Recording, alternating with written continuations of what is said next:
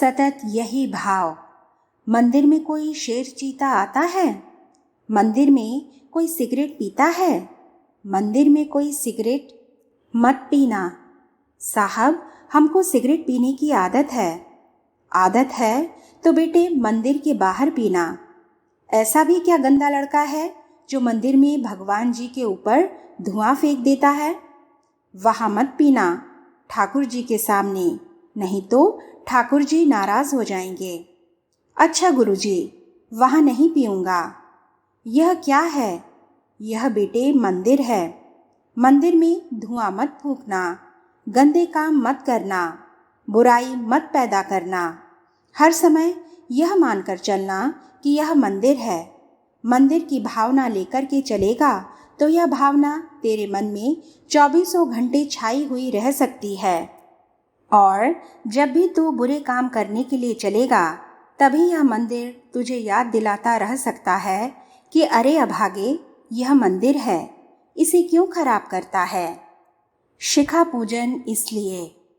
मित्रों, यह अंकुश आपको याद दिला सकता है कि अच्छा, तू गलत रास्ते पर जाएगा तो पिटेगा।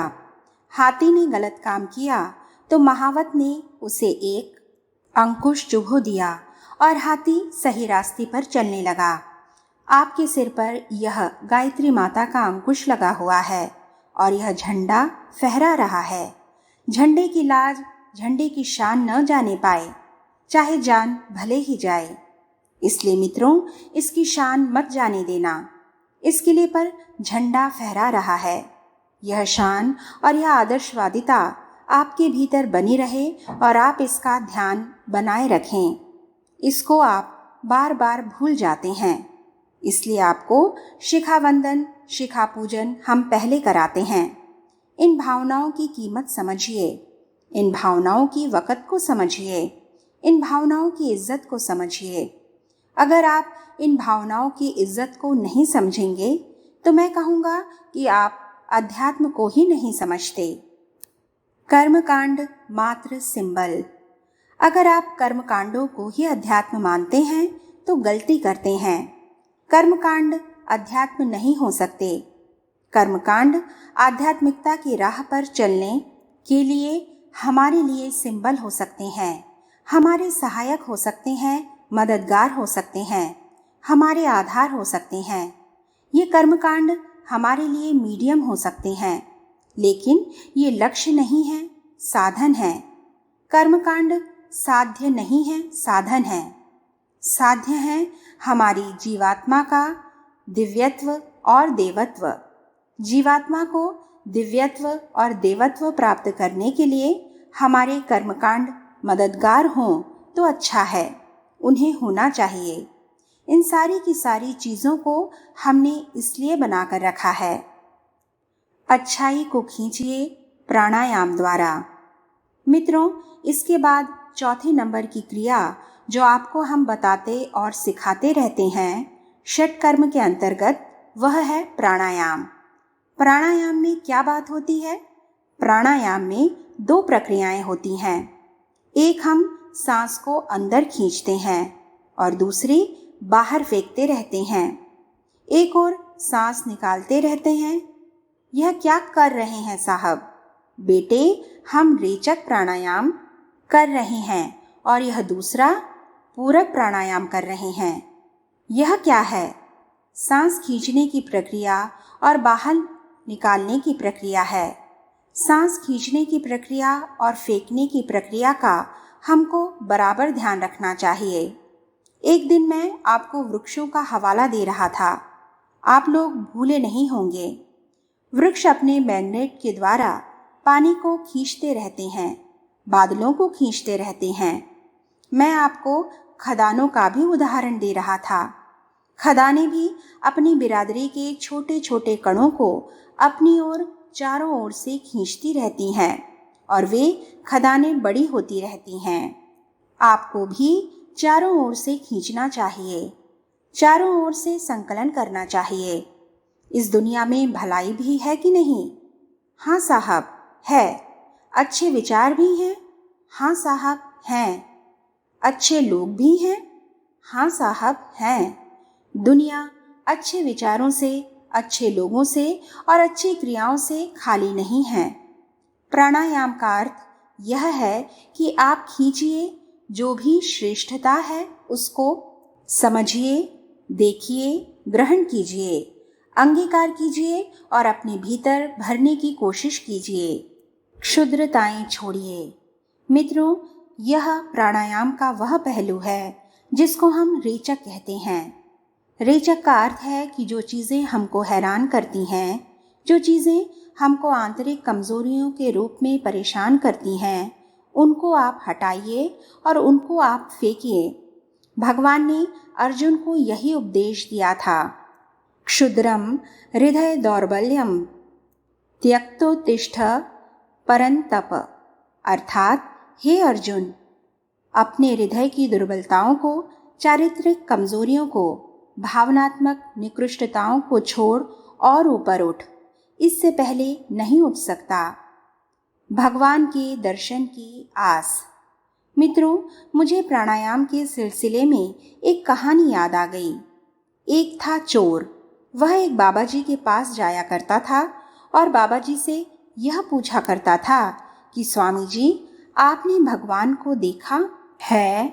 हाँ साहब, हमने देखा है। अच्छा, तो आप फिर हमको दिखाइए। बस पहले तो बाबा जी शेख ही मारते रहे, लेकिन जब उसने कहा कि हमको दिखाइए तो फिर बाबा जी की हवा बिगड़ी। उन्होंने कहा कि हम नहीं दिखा सकते। तो फिर समझ लीजिए कि आपके कमंडल की खैर नहीं है, आपकी कुटिया की खैर नहीं है, आपके कंबल की खैर नहीं है, आपकी चप्पलों की खैर नहीं है, आपकी खड़ाऊ की खैर नहीं है। मैं आपकी सब चीज़ें गायब कर दूंगा और आपको तंग करूंगा, और जब भी मौका मिल जाएगा आपकी पिटाई करूंगा। आप समझ लीजिए, या तो भगवान का हमें दर्शन करा दीजिए, नहीं तो फिर आपका ठिकाना नहीं। यों कराए दर्शन। महाराज जी ने सोचा कि क्या करना चाहिए। यह तो बहुत बड़ी आफत आ गई। बाबा जी समझदार थे। उन्होंने कहा कि बेटे, यह जो दूर पर पहाड़ दिखाई देता है ना?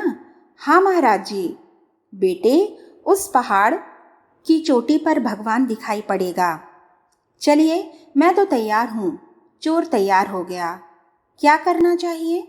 बाबा जी ने कहा कि अच्छा तो बेटा, तू ऐसा कर कि 4 भारी भारी पत्थर ले और उन्हें सिर पर रखकर चल। कहाँ चलूँ महाराज जी? उस पहाड़ की चोटी पर चल, वहाँ से मैं तुझे भगवान जी को दिखा दूंगा। ये जो 4 पत्थर हैं, तुझे उनकी सेवा पूजा करनी पड़ेगी और वहाँ भजन पूजन करना पड़ेगा। तब ये जो 4 पत्थर हैं, वे तुझे भगवान दिखा देंगे। अच्छा महाराज जी, चलिए। 4 पत्थर सिर पर रख कर के चोर थोड़ी दूर गया। फिर उसने कहा कि महाराज जी, ये तो बड़ा कष्ट देते हैं, इनसे तो हमारी गर्दन टूट गई। तब महाराज जी ने कहा कि बेटे, इनमें से एक पत्थर फेंक दे। उसने एक पत्थर फेंक दिया। तरीका भगवान को पाने का। फिर और आगे चला चोर। उसने कहा कि महाराज जी, एक पत्थर फेंक दिया, फिर भी देखिए हमारी गर्दन में दर्द होने लगा।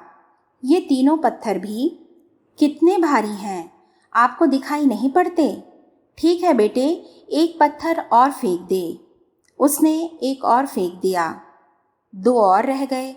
उसने कहा कि महाराज जी, एक को और फेंकवा दें। अच्छा, तो एक और फेंक दे। एक और फेंकवा दिया। महाराज जी, अब तो थक गया, अब और नहीं चला जाता, और हम तो वहाँ तक नहीं पहुँच सकते, चोटी तक नहीं पहुँच सकते। बेटे, तूने अभी भी सिर पर पत्थर रख रखा है। हाँ महाराज जी, आपने यह जाल जंजाल काहे को लदवा दिए हैं? ये हमको चलने नहीं देते। बेटे, इसको भी गिरा दे। चौथा पत्थर भी गिरा दिया। 4 पत्थर गिराने के बाद में बाबा जी और वह चोर खटखट वहाँ पहुँच गए। चोर ने कहा कि साहब, अब दिखाइए भगवान। बेटे, तेरे लिए भगवान तक पहुँचने का तरीका बता तो दिया, तेरे लिए शिक्षा दे तो दी। तेरे सिर पर जब तक पत्थर रखे हुए थे, तब तक तू चोटी तक नहीं पहुँच सका और थक गया, गिर गया और बैठ गया। आपने अपने आध्यात्मिक जीवन पर जो पत्थर रखे हुए हैं उनको गिरा दीजिए। उनको गिरा देंगे तो ही भगवान तक पहुंच सकते हैं, भगवान को पा सकते हैं। 4 पत्थर हमारे सिर पर। मित्रों, कौन कौन से ये 4 पत्थर हैं जो आपके सिर पर सवार हैं? ये चारों हैं काम, क्रोध, लोभ और मोह। इन्हें गिरा दें, फिर भगवान को देखें। बेटे, प्राणायाम के द्वारा हम अपनी मलिनताएं, अपने कषाय और कल्मश, अपने पाप और ताप को फेंकने के लिए कोशिश करते हैं और जो श्रेष्ठताएं हैं उनको अपने भीतर धारण करने की कोशिश करते हैं। प्राणायाम का यही उद्देश्य है। यह आध्यात्मिक उद्देश्य है। क्रिया तो आपको मालूम है। भीतर सांस खींचिए, दूसरी ओर से सांस बाहर निकालिए, फिर बाहर रोकिए। यही बताते हैं ना? हाँ महाराज जी, यह तो बड़ी सरल विधि है, हमको 1 सेकंड में आ गई थी। बेटे, यह 1 सेकंड में सरल तो है, लेकिन सहज राम को नाम है, कठिन राम को काम। करत राम को काम, जब परत राम से काम। राम का काम तो नहीं महाराज जी, पर राम का नाम लूँगा। राम का काम करने से कोई फायदा नहीं, फर्क नहीं। राम का नाम लेने में फर्क है। बेटे, राम का काम करने में बड़ा फायदा है।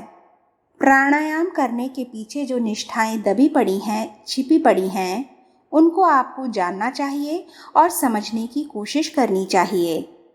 न्यास किस लिए? मित्रों, प्राणायाम के पश्चात फिर आप न्यास पर आते हैं। न्यास किसे कहते हैं? बेटे, न्यास को यह समझ लें कि जैसे छुरे पर धार रखी जाती है और उसे तेज किया जाता है, उसी तरह यह धार रखी जाती है, इसे न्यास कहते हैं।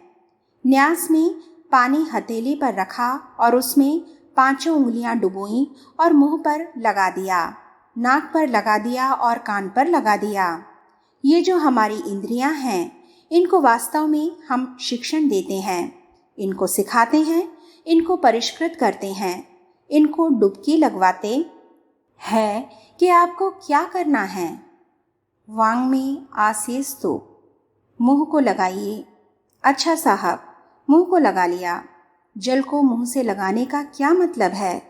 सीधे जाकर कुल्ला कीजिए ना। ऐसा कर कि बाल्टी भरकर पानी ला और सारे शरीर को धो डाल। नहीं साहब, मुंह धोना है तो कुल्ला कर। यह क्या करता है? हथेली पर जरा सा पानी और उसमें 5 उंगलियां। इससे क्या हो जाएगा? इससे तो होठ भी साफ नहीं होंगे। इससे तो अच्छा है कि होठ पर क्रीम लगा लें, वैसलीन लगा लें। नहीं महाराज जी, यह तो पानी है, इससे क्या हो जाएगा?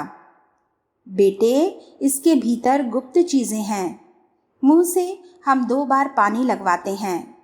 मुंह के भीतर शक्तियों के स्रोत भरे पड़े हैं। जीभ तो एक है, लेकिन यह सांपिन है। सांप के तरीके से इस जिह्वा को 2 इंद्रिय माना गया है। जिह्वा एक कर्मेंद्रिय और एक ज्ञानेंद्रिय है। इसे हम 2 इंद्रियों में गिनते हैं। रसना और वाणी पर नियंत्रण। हमारी जिह्वा एक रसना है और एक वाणी है। रसना को नियंत्रित कीजिए और अस्वाद व्रत रखिए। वे चीज़ें जो जायके के लिए खाई जाती हैं और पेट खराब करती हैं, उनको रोकिए।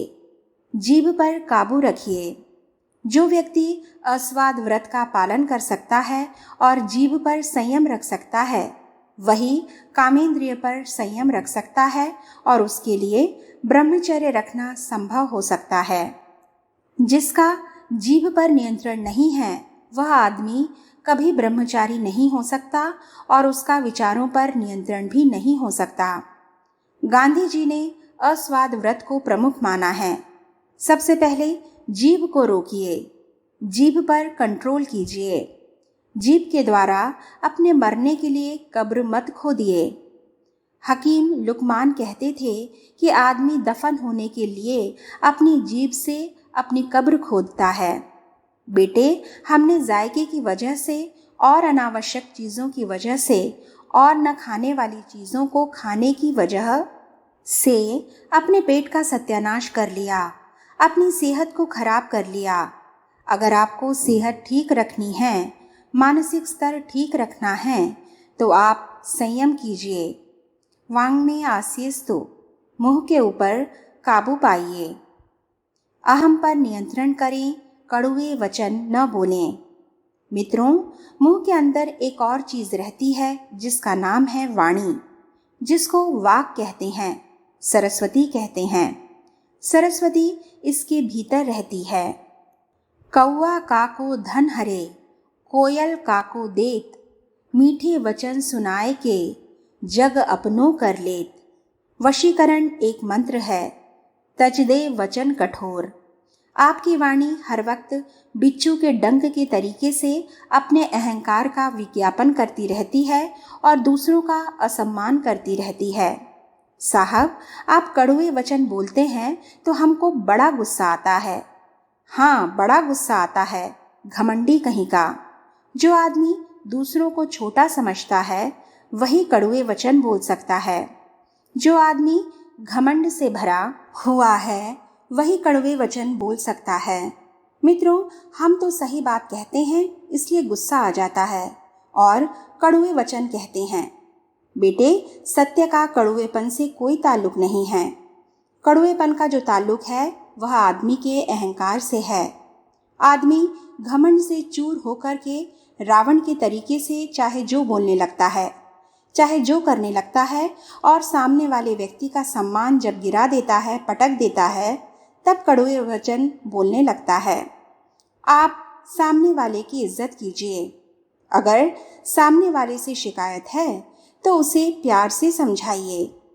जिनकी शिकायत आप दूर करना चाहते हैं उनको समझाने की कोशिश कीजिए।